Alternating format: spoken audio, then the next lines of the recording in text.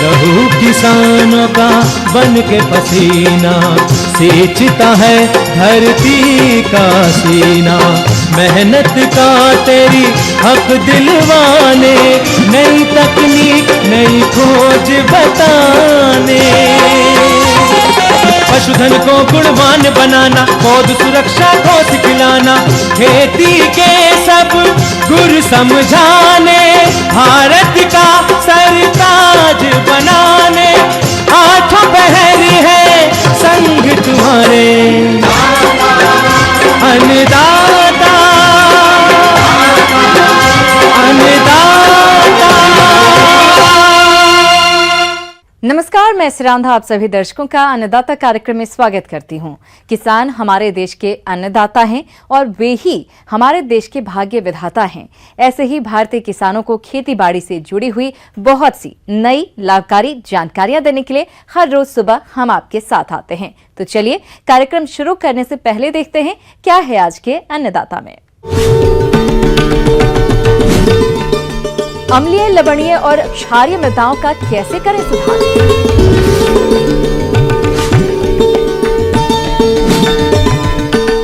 अगेती फूल गोभी की वैज्ञानिक तकनीक से नर्सरी तैयार।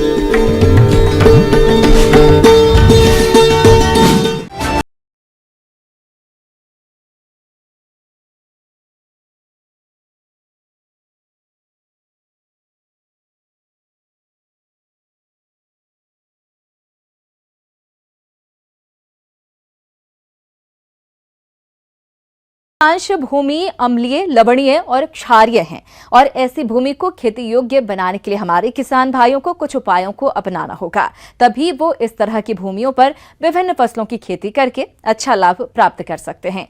तो किस तरह से बनाएं इन भूमियों को खेती योग्य, इस बारे में उचित सुझाव दे रहे हैं कृषि विज्ञान केंद्र मुरैना के डॉक्टर भानु प्रताप रघुवंशी।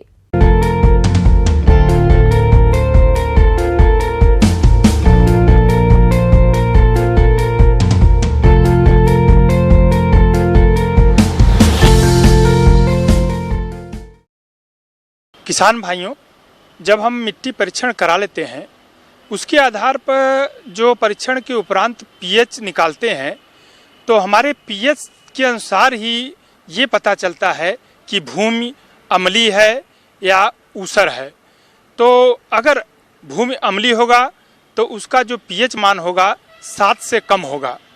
अगर भूमि जो है ऊसर या क्षारीय होगा तो उसका पीएच मान जो है 8.5 से ऊपर होगा। तो किसान भाइयों, आप जैसे ऊसर का जैसे शाब्दिक अर्थ है बंजर भूमि। किसान भाइयों की बताना चाहता हूं कि जैसे ऊसर भूमि बनती कैसे। सबसे पहले बताना चाहूँगा कि जहाँ पे जो है शुष्क जलवायु होती है, तो वहाँ पे क्या होता है, वर्षा कम होती है और तापमान जो अधिक होता है, तो जो उसमें सोडियम परसेंटेज होता है, विलेय लवण जो है ऊपर आ जाती है टेम्परेचर के कारण, और भूमि जो है आपका ऊसर और क्षारीय हो जाता है। और दूसरा कारण है जैसे जल निकास अच्छा नहीं होने के कारण भी जो है भूमि जो है ऊसर हो जाती है। तीसरा जो है, अगर कड़ी परत है, कड़ी परत के कारण भी जो है भूमि ऊसर हो जाती है। एक ही परत पे बार बार जुताई होती है तो वहाँ भी जो है भूमि ऊसर हो जाती है। चौथा कारण है, जो हम लोग क्या करते हैं, जो बेस युक्त उर्वरक है, बेस युक्त उर्वरक जैसे आपका है सोडियम नाइट्रेट। सोडियम नाइट्रेट में सोडियम की प्रतिशतता अधिक होती है, इसके कारण भी जो है हमारा भूमि जो है ऊसर या क्षारीय हो जाता है। चौथा जो है विलेय लवण, जो है लवण युक्त जो जल से सिंचाई करते हैं, इसके कारण भी जो है हमारा भूमि जो है लवणी क्षारीय हो जाता है। तो आइए हम चर्चा करते हैं इन भूमियों का सुधार किस प्रकार से किया जाए, जिससे कि आने वाले समय में बेकार पड़ी इन भूमि से अच्छा फसल उत्पादन किया जा सके। अब किसान भाइयों, इसके सुधार के बारे में मैं आपको बताना चाहूँगा। तो सुधार इसको 3 तरीके से कर सकते हैं। एक तो होता है आपका फिजिकल और जल तकनीकी द्वारा, दूसरी आपका होता है रासायनिक विधि द्वारा, और तीसरी आपका होता है जैविक विधि द्वारा। मृदा सुधार के अंतर्गत सबसे पहले आप मिट्टी के नमूने की जांच करवाएं। उसमें यदि पीएच की स्थिति क्षारीय है तो आप खेतों में जल भर दें या पलेवा कर देना चाहिए तथा कुछ दिनों तक खेत में पानी को भरा रहने दें, जिससे खेत की मिट्टी में मौजूद लवण और क्षार पानी के साथ घुलकर जमीन के अंदर चले जाते हैं और जो पानी खेत में रह जाता है वो खेत की मृदा में मौजूद लवणों को हटा देता है। इसके बाद जो पानी खेत में भरा रहता है उसको निकाल देना चाहिए। इस प्रकार की मिट्टी को सुधारने का दूसरा जो तरीका है वो है हरी खादों का प्रयोग, जैसे ढैंचा, सनई, लोबिया, बरसीम आदि को खेत में लगाते हैं तथा जब यह फसलें पुष्पन अवस्था में आ जाएं, तब उन्हें खेत में मिट्टी पलटने वाले हल से जुताई कर खेत में अच्छी तरह से मिला दें। इससे मृदा की भौतिक संरचनाओं में सुधार आएगा। इसके साथ ही गोबर की खाद व कंपोस्ट का प्रयोग करें। इन खादों के सड़ने से मृदा में जैव रासायनिक क्रिया होती है, जिससे मृदा में सुधार होता है। क्षारीय भूमि सुधारने हेतु जिप्सम 7 से 10 टन प्रति हेक्टेयर की दर से प्रयोग करना चाहिए, जिससे मृदा में सुधार होता है। अब दूसरी मृदा जो पाई जाती है उनका पीएच 6 से 7 होता है, जो कि बहुत सी सब्जी वर्गीय फसलों तथा अन्य फसलों के लिए उपयुक्त होती है तथा अच्छा उत्पादन देती है। अब यदि अम्लीय मृदाओं की बात करें, उनका पीएच मान 6 से कम होता है तथा इनमें रासायनिक अम्लों की मात्रा अधिक होती है। ऐसी मृदाओं में हम फसलों को नहीं ले पाएंगे। इस प्रकार की मृदा में नाइट्रेट तत्व के स्थान पर हाइड्रोजन एल्यूमिनियम तत्व आ जाते हैं, जो कि पौधों के लिए जहरीले होते हैं। जहाँ की मृदाओं में अत्यधिक एल्यूमिनियम युक्त उर्वरकों का प्रयोग होता है, वहाँ की भूमि भी अम्लीय हो जाती है। साथ ही भूमि में सूक्ष्म पोषक तत्व नष्ट हो जाते हैं। आइए अब हम चर्चा करते हैं अम्लीय मृदाओं के सुधार की। इसके लिए सर्वप्रथम मृदा में निक्षालन रोकना जरूरी होता है। इस प्रकार की मृदाओं में नत्रजनीय उर्वरकों का प्रयोग न करें, क्योंकि यह भूमि में अम्लीयता को बढ़ाते हैं, जैसे अमोनियम सल्फेट, MOP आदि। इसके अलावा हरी खाद का प्रयोग करें तथा मिट्टी के जांच के आधार पर चूने का प्रयोग करें। इस प्रकार किसान भाइयों, बताई गई विधि द्वारा मृदाओं का सुधार कर आप फसलों से उत्पादन प्राप्त कर सकते हैं। किसान भाइयों, अभी तक आपने खेती से जुड़ी हुई कुछ उपयोगी जानकारियां देखी। अब लेते हैं एक छोटा सा ब्रेक, जल्द ही लौटेंगे और कार्यक्रम में आगे भी है खेती बाड़ी से जुड़ी हुई महत्वपूर्ण जानकारियां। आप बने रहिए हमारे साथ।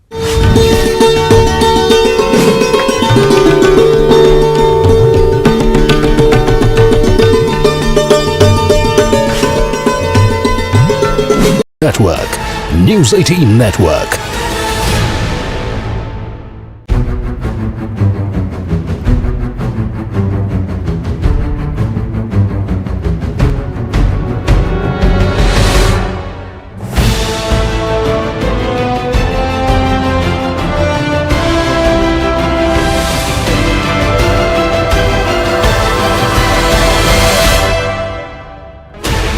Sixteen channels, 15 languages, 26 states, 1200 plus reporters, 66.9 crore viewers. India's largest news network, News 18 Network.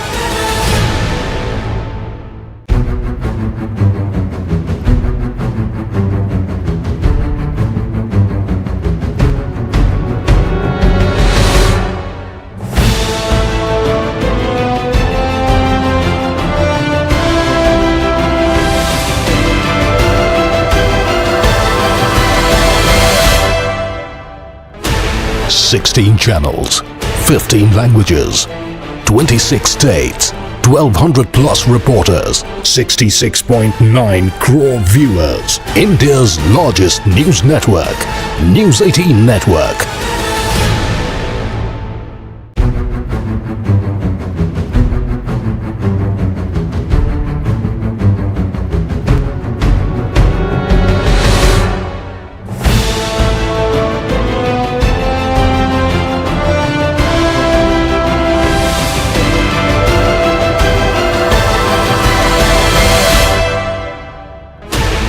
Sixteen channels, 15 languages, 26 states, 1200 plus reporters, 66.9 crore viewers. India's largest news network, News 18 Network.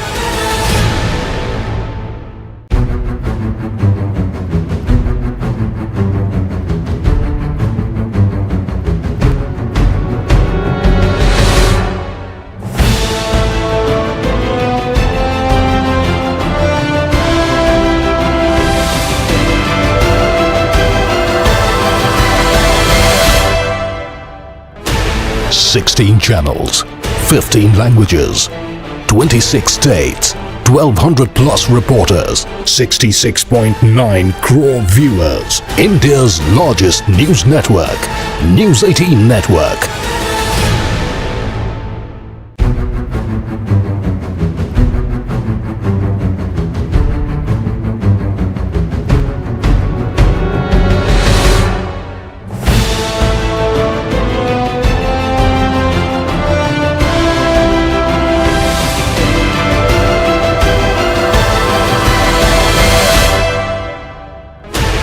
Sixteen channels, 15 languages, 26 states, 1200 plus reporters, 66.9 crore viewers. India's largest news network, News 18 Network.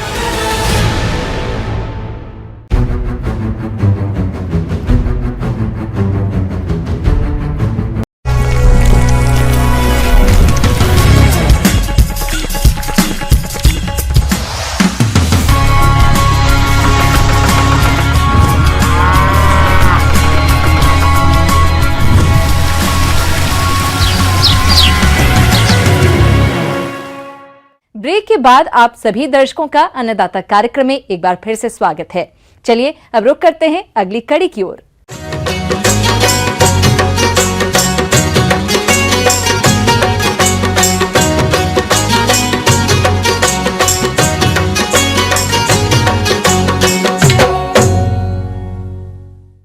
हमारे जो किसान भाई फूल गोभी की खेती करके अच्छा लाभ कमाना चाहते हैं तो ये समय इसकी अगेती नर्सरी तैयार करने के लिए उपयुक्त है। तो आप इसकी स्वस्थ पौध तैयार करने के लिए फूल गोभी का अधिक उत्पादन देने वाली किस्मों का चुनाव कर बीजों की वैज्ञानिक तरीके से बुआई कैसे करें, इसकी जानकारी के लिए मिलते हैं केंद्रीय कृषि अभियांत्रिकी संस्थान भोपाल की विषय विशेषज्ञ सूची गंगवार से।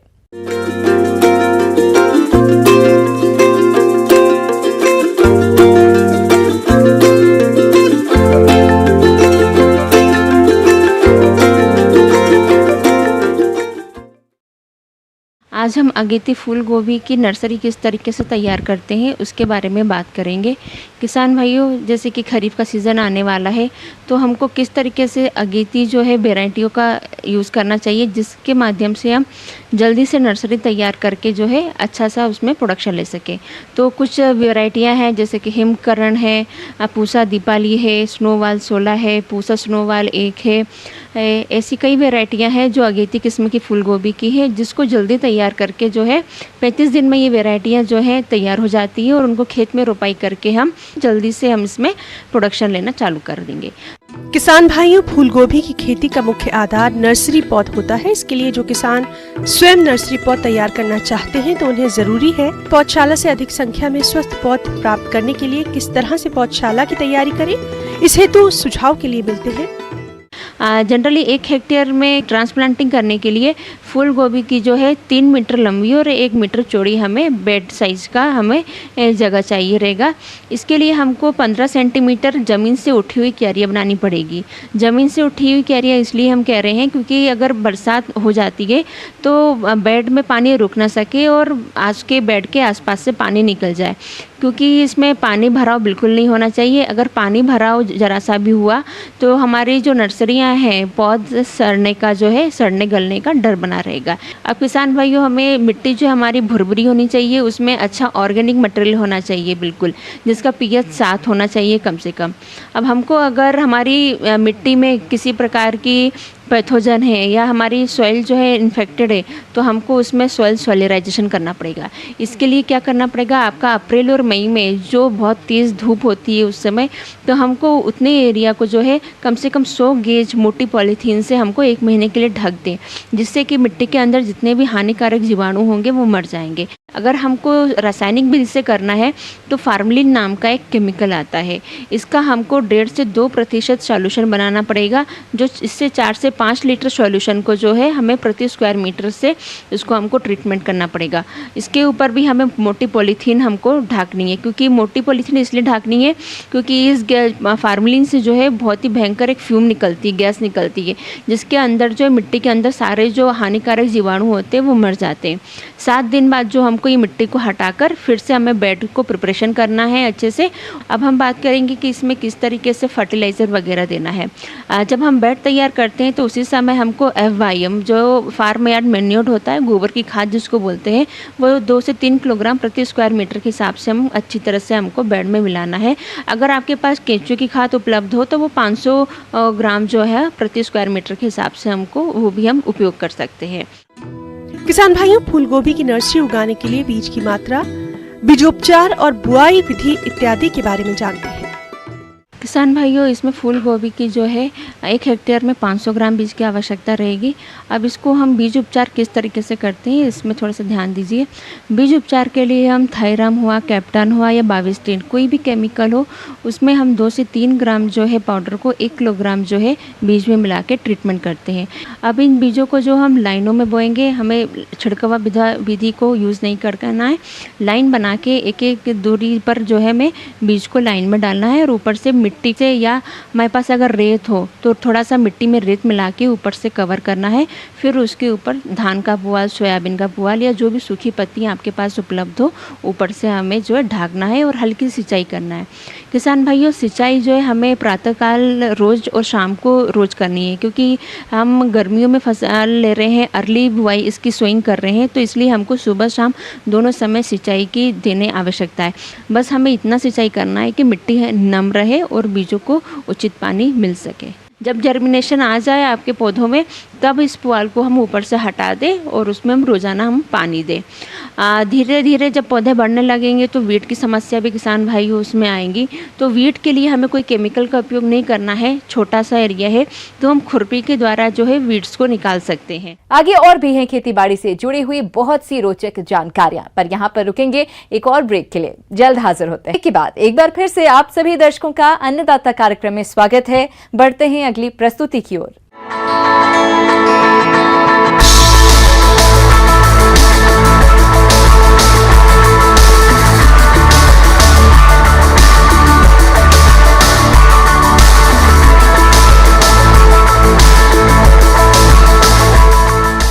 समेकित कृषि प्रणाली से ही किसानों का विकास संभव है। एक तरह की खेती पर आश्रित रहने का समय अब समाप्त हो गया है। किसानों को एक साथ कई तरह की खेती करनी होगी। इस पद्धति में जोखिम कम होती है और फायदा अधिक होता है। किसान भाइयों, ये तकनीक अपनाना आज की जरूरत भी है, इसलिए आप समेकित कृषि पद्धति को अपनाएं, जिस पर विस्तार से चर्चा कर रहे हैं कृषि विज्ञान केंद्र जांजगीर चांपा के विषय विशेषज्ञ KD महंत।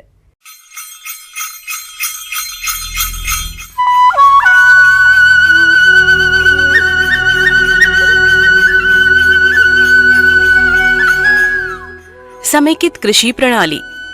किसान भाइयों, प्राकृतिक आपदाओं और सीमित कृषि संसाधनों के कारण आज किसान खेती से दूर होता जा रहा है। लेकिन यदि किसान खेती को समेकित कृषि प्रणाली को अपनाते हुए करे तो वो इससे अच्छी आय प्राप्त कर सकते हैं। समेकित कृषि प्रणाली प्राकृतिक संसाधनों को बिना नुकसान पहुंचाए कृषि की अन्य प्रणालियों से अधिक आय प्राप्त करने का जरिया है।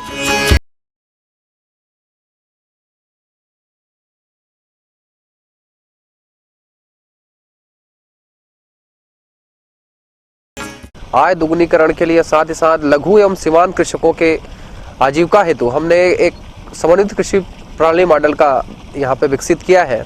इसका उद्देश्य यह है कि किसान को अपने कृषि से संबंधित सभी घटकों को लेते हुए रोज कैसे उनके साथ पैसा आए, उनके पास कैसे पैसा आए और सभी घटकों को हम कैसे एक मंच पर लाके समन्वित ढंग से खेती करें और अधिक से अधिक आमदनी प्राप्त करें।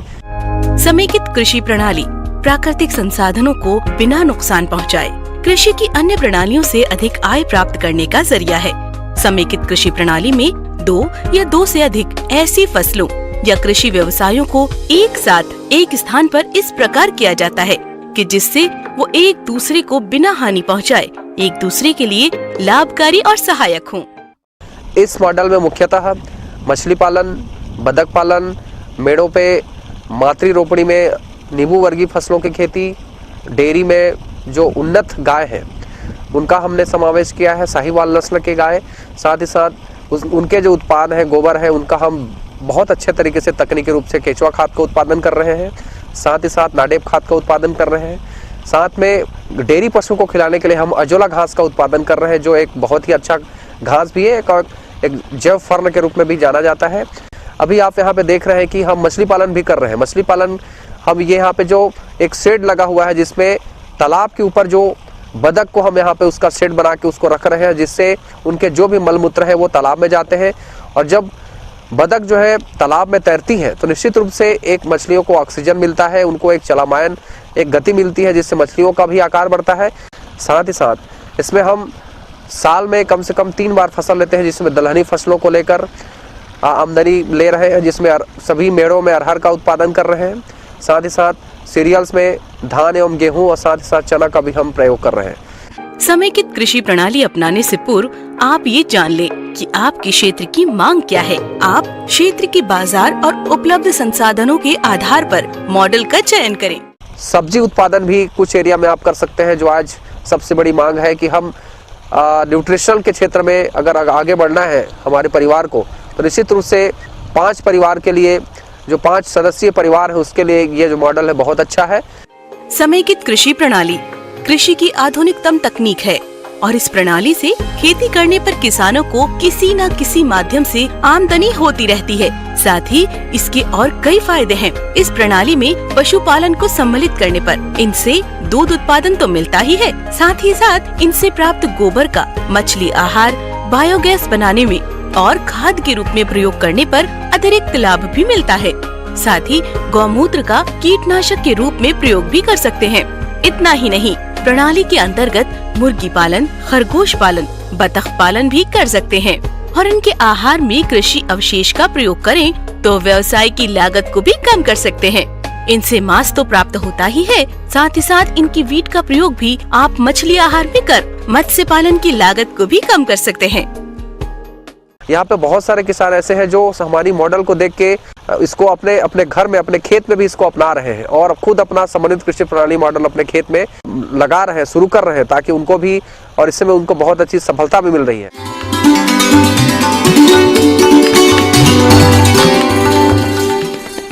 अन्नदाता हेल्पलाइन निःशुल्क फोन संपर्क सेवा के माध्यम से आपके द्वारा पूछे गए प्रश्नों में से 1 या 2 महत्वपूर्ण प्रश्न को हम अपने कार्यक्रम में शामिल करते हैं। इसी के तहत आज का चयनित प्रश्न और उसका जवाब इस प्रकार है।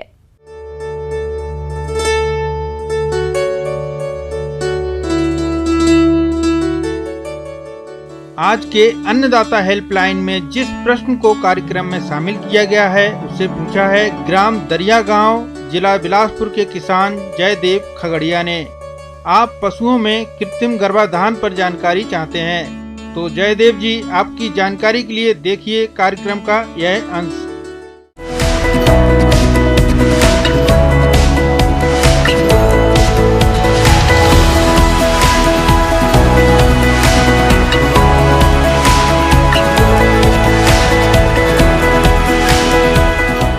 अपने राज्य में पशुपालक भाई पशु तो बहुत रखते हैं, लेकिन वो अच्छी नस्ल के पशु नहीं रखते और अच्छी नस्ल के पशु नहीं रख पाने से उनका दूध का उत्पादन भी कम होता है, पशु बीमार बहुत होता है और उनको आर्थिक जो लाभ होना चाहिए वो नहीं हो पाता।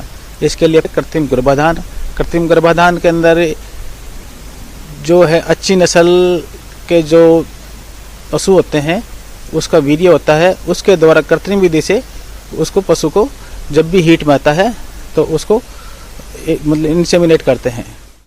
पशु नस्ल सुधार की अनोखी पहल है कृत्रिम गर्भाधान। ये एक ऐसी विधि है जिसमें देशी नस्ल के मादा पशु में उन्नत नस्ल के नर पशु के पाल को कृत्रिम तरीके से यंत्र के माध्यम से मादा पशु को गर्भित किया जाता है। इससे उन्नत नस्ल का पशु प्राप्त होता है। कृत्रिम गर्भाधान कराने के लिए पशु का हीट में आना भी जरूरी है, तो इसके लिए पशु हीट में आए, इसके लिए पशुपालक को चाहिए कि पशु को संतुलित आहार दे, मिनरल मिक्सचर दे और उसको हर 3 महीने से कीड़ों की दवाई भी दे। डिवॉर्मिंग जरूर कराएं हर 3 महीने में, डिवॉर्मिंग जो हर अस्पताल के अंदर, सब सेंटर के अंदर निःशुल्क मिलेगी आपको। और कुछ भी बीमारी होती है तो उनको नज़दीक के पशु चिकित्सालय से संपर्क करके और उसका इलाज करवाना चाहिए, जिससे कि वो किसी भी आर्थिक हानि होने से बच सके और अच्छा मुनाफा कमा सके। कृत्रिम गर्भाधान एक जटिल प्रक्रिया है। इस कार्य को कराते समय थोड़ी सी लापरवाही पूरी मेहनत को बेकार कर सकती है। इसलिए पशुओं में कृत्रिम गर्भाधान कराते समय सावधानी रखनी चाहिए। पशुओं को गर्भित करवाने का सही समय, जब आपका पशु सुबह के समय गर्मी में आए तब उसे शाम को गर्भित कराएं, और जब पशु शाम के समय गर्मी में आए तब सुबह के समय गर्भित करवाएं। गाय को गर्मी में आने के बाद 16 से 18 घंटे बाद गर्भ धारण करना चाहिए और भैंस को गर्मी में आने के बाद 18 से 20 घंटे बाद गर्भ धारण करवाना चाहिए। पशुपालक भाइयों, यदि आपने अपने पशुओं का सही समय पर गर्भ धारण करवा लेते हैं तो आपकी गायें भैंसें समय पर ब्याएंगी और आपको डेयरी व्यवसाय से अधिक लाभ मिलेगा और आप पशुओं पर होने वाले अनावश्यक खर्चे से भी बच सकेंगे। कृत्रिम गर्भाधान में ये ध्यान रखने की बात है कि जब भी पशु ताव में आए, तो जैसे सुबह ताव में आए तो उसको शाम को कृत्रिम गर्भाधान कराए, शाम को आए तो सुबह कराए। कृत्रिम गर्भाधान पशुपालन व्यवसाय में एक बहुत ही सराहनीय क्रांतिकारी अनुसंधान है। इसका मुख्य उद्देश्य है क्रॉस ब्रीडिंग द्वारा पशु नस्ल में सुधार करना, उन्नत नस्ल को तैयार करना, पशु में दुग्ध उत्पादन क्षमता को बढ़ाना, कृषि कार्य के लिए उत्तम बैल तैयार करना है। इससे उसको पशुपालक की जो अच्छी नस्ल के बच्चे पैदा होंगे और वो कम बीमार होंगे, दूध उत्पादन अच्छा होगा, ये उनको फायदा होगा। अब आइए देखते हैं कल दिखाए जाने वाले कार्यक्रम की मुख्य झलकियां। तिल के अच्छे उत्पादन के लिए उन्नत तकनीक से बुआई,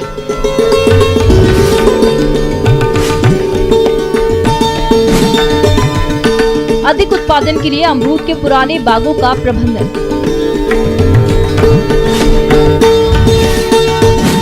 किसान भाइयों, अन्नदाता आपकी सेवा के लिए संकल्परत है। कृषि संबंधित समस्या एवं सुझावों के लिए आप हमें इस पते पर संपर्क कर सकते हैं। प्रोड्यूसर अन्नदाता, news 18 Madhya Pradesh Chhattisgarh, Ramoji film city Hyderabad 501512। साथ ही आप हमें ईमेल भी कर सकते हैं। हमारा ईमेल है p18annadatamp@nw18.com। इसके अतिरिक्त आप हमें निःशुल्क हेल्पलाइन नंबर 180041921555 पर सोमवार से शनिवार सुबह 10 बजे से शाम 4 बजे के बीच संपर्क कर सकते हैं।